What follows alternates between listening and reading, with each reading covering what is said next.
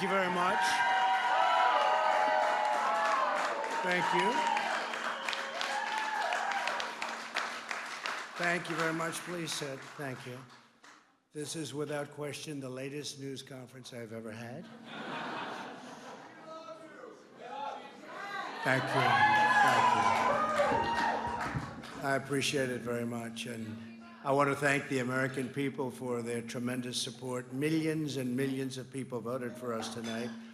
And a very sad group of people is trying to disenfranchise that group of people. And we won't stand for it. We will not stand for it. I want to thank the First Lady, my entire family, and Vice President Pence, Mrs. Pence, for being with us all through this. And we were getting ready for a big celebration. We were winning everything, and all of a sudden it was just called off. The results tonight have been phenomenal, and we are getting ready. I mean, literally, we were just all set to get outside and just celebrate something that was so beautiful, so good, such a vote, such a success. The citizens of this country have come out in record numbers. This is a record. There's never been anything like it. To support our incredible movement, we won states that we weren't expected to win. Florida, we didn't win it. We won it by a lot. And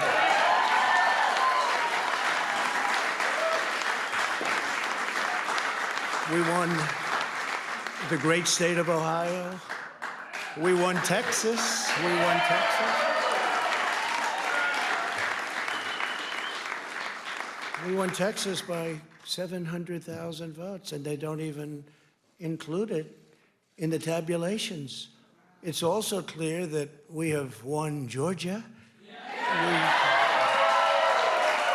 We're up by 2.5% or 117,000 votes with only 7% left. They're never going to catch us. They can't catch us.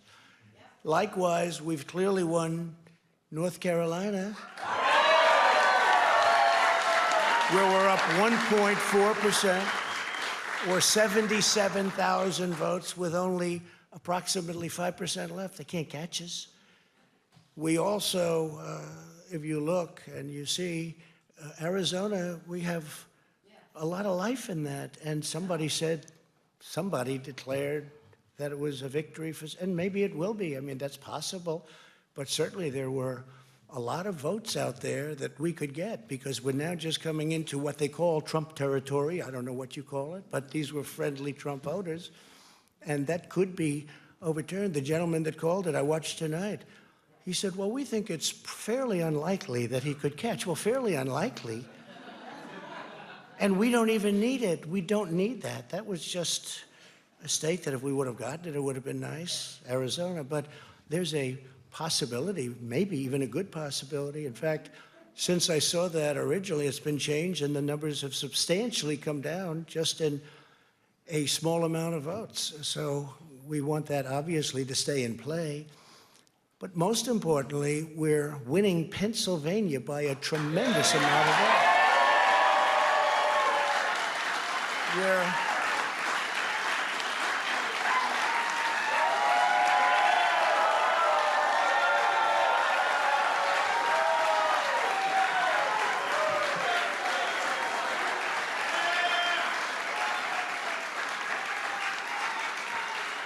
We're up 600. Think of this. Think of this. Think of this. We're up 690,000 votes in Pennsylvania. 690,000. These aren't even close. It's not like, oh, it's close. With 64% of the vote in, it's going to be almost impossible to catch. And we're coming into good Pennsylvania areas where they happen to like your president. I mean, it's like very good. So we'll probably expand that. We're winning Michigan by, I'll tell you, I looked at the numbers. I said, whoa. I said, wow, that's a lot. By almost 300,000 votes. And 65% of the vote is in. and we're winning Wisconsin. No, so we're winning. We don't need all of them. We need, because when you add Texas in, which wasn't added, I spoke with the really wonderful governor of Texas just a little while ago, and Greg Abbott, he said, congratulations. He called me to congratulate me on winning Texas. I mean, we won Texas. I don't think they finished quite the tabulation, but there's no way. And it was almost complete, but he congratulated me. Then he said, by the way, what's going on? I've never seen anything like this. Can I tell you what? Nobody has. So we won by 107,000 votes with 81% of the vote. That's Michigan. So when you take those three states in particular, and you take all of the others, I mean, we have so many, we had such a big night. You just take a look at all of these states that we've won tonight, and then you take a look at the kind of margins that we've won them by. And all of a sudden, it's not like we're up 12 votes and we have 60% left. We won states, and all of a sudden, I said, what happened to the election? It's off. And we have all these announcers saying, what happened? And then they said, oh, because you know what happened? They knew they couldn't win, so they said, let's go to court. And did I predict this, Newt? Did I say this? I've been saying this from the day I heard they were going to send out tens of millions of ballots. I said exactly, because either they were going to win, or if they didn't win, they'll take us to court. So Florida was a tremendous victory, 377,000. Texas, as we said. Ohio, think of this. Ohio, a tremendous state, a big state. I love Ohio. We won by 8.1%, 461. Think of it. Almost 500,000 votes. North Carolina, big victory with North Carolina. And so we won there. We lead by 76,000 votes with almost nothing left. And all of a sudden, everything just stopped. This is a fraud on the American public. This is an embarrassment to our country. We were getting ready to win this election. Frankly, we did win this election. We did win this election. So our goal now is to ensure the integrity for the good of this nation. This is a very big moment. This is a major fraud in our nation.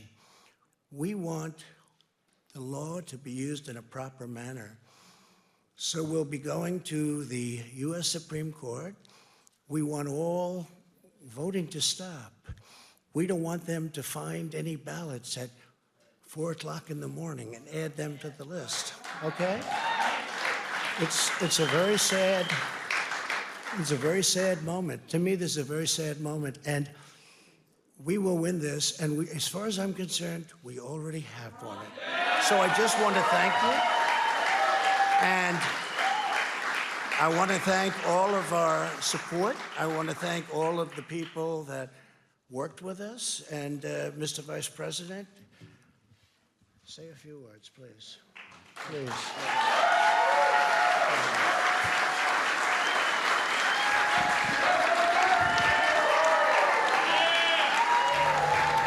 Let's try to unpack now some of what we saw from the president right there as Vice President Pence starts to talk. It is true that President Trump has won the states of Ohio and Texas and Florida according to our projections. But it's a matter of fact right now that at this hour, at least, Joe Biden has 221 electoral votes to the 213 electoral votes of Donald Trump. And in the popular vote right now, Joe Biden is also leading the popular vote right now. It's close, but over 65,634,000 votes plus for Joe Biden.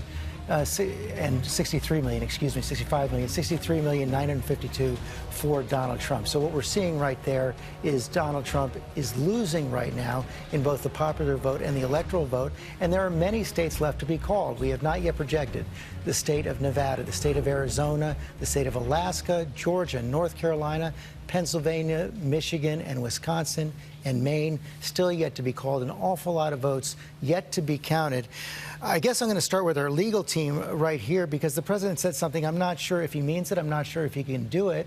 But he said, and Dan Abrams, let me start with you, and then Kate and Terry also weigh in. He says he's going to go to the Supreme Court and get them to stop the counting of the votes. Yeah, I don't know exactly what he's talking about because they already tried to stop certain votes, for example, in Pennsylvania, from counting that are coming in.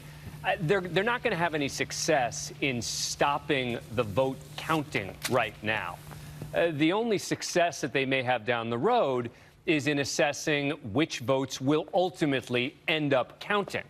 But the idea that somehow... Stop you right there. It would be illegal now to stop the votes that are out there waiting to be counted from being counted. Let's be clear. Votes are still being counted. Stepping in right now and saying, let's stop counting votes would be the equivalent of like a baseball game where you've just played the top of the ninth inning and the visiting team says, you know what? It's not fair that the home team gets a last bat here in the bottom of the ninth. We're calling the game. It's over. We're not playing the last half of the ninth inning. That's just not the way the rules work. So you can't just say we're not going to allow the rest of the votes to be counted. The question becomes, what happens once the counting process has basically ended, at least round one? There can be recounts, there can be challenges, but the notion that somehow the counting is going to stop simply isn't going to happen. Kate Shaw? I mean, litigation has been a major component of the campaign strategy for in recent weeks and months of the Trump campaign. And I think it's pretty clear based on the remarks that we just heard that, if anything, is just going to kick into higher gear. But I do think it's important to make clear there is no basis in law for a claim that counting must stop simply because it sounds like the president likes how the numbers look in some states, although he also said he, of course, wanted counting to continue in Arizona, where he believes he can make up ground. But there's no legal significance to any of the claims, I don't think, about stopping counting, nor is there a route to actually seek that redress in court in a broad sense. But I do think he has very clearly signaled an intention to really double down on this litigation component of the campaign strategy. Clearly, Terry Morani says a major fraud has been perpetrated on the American people, and there's a sad group who are trying to disenfranchise his voters. Well, this isn't law, George. This isn't politics. This is theater. And let's be blunt. It's the theater of authoritarianism. What is happening right now. Every American knows that when you cast a vote validly, it should be counted.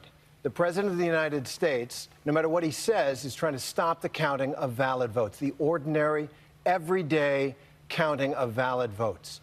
There will be fights about some votes, but he's trying to stop the counting, except in Arizona, where he's behind.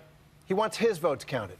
We should be blunt about this. This is not law. This is not politics. This is an attempt to end the election illegitimately so that he can maintain power. And we should be blunt about that. Cecilia Vega, it's also not a surprise. The president has been signaling this for months and months and months. Literally just wrote down, not a surprise, is a point I wanted to tell you about because he has been ramping this up. It has been a steady drumbeat. We had been told by sources leading into today that behind the scenes, privately, the president had been talking about this conspiracy theory of fraud and a stolen election more and more and more. And we should say, when the president says this is a fraud, George, this is not a fraud. This is the American democratic system in action, working exactly as it should be working. I also want to point out that the president said that he's going to take this to the Supreme Court. We saw this coming, too, because before the appointment of Judge Amy Coney Barrett to the Supreme Court, he had said that he wanted her appointed in this expeditious manner, the fastest we had ever seen a Supreme Court nominee approved this close to an election day, because he said that he knew this case over the election would come before the Supreme Court, and that gets right at the heart of the controversy over how quickly and close to the election that she was approved. This is exactly what Democrats had been fearful of and warning about heading into this election, George. John Carl. George, we should also be clear, though, that the president can say whatever he wants to say at his party in the East Room. He has no power to stop the counting of the votes, and the Supreme Court is not going to stop the counting of the votes. There is no basis in law for doing this. As we mentioned a short while ago, in the state of Pennsylvania, which is where it might all come down to, the president said he's up, and he's right. He said up about 690,000 votes. Well, there are almost 2 million mail-in absentee ballots that have not been counted yet in the state of Pennsylvania. of the 500,000 that have been counted, about 78% of those have been going to Biden because Democrats are more likely to vote by mail than Republicans. So if you do a little bit of math, that lead of 690,000 could well go away when the ballots are counted. And there is nothing the president can do to stop that counting. Now, there are still counting that has to happen in Wisconsin and in Michigan. The president may win those states or he may lose them.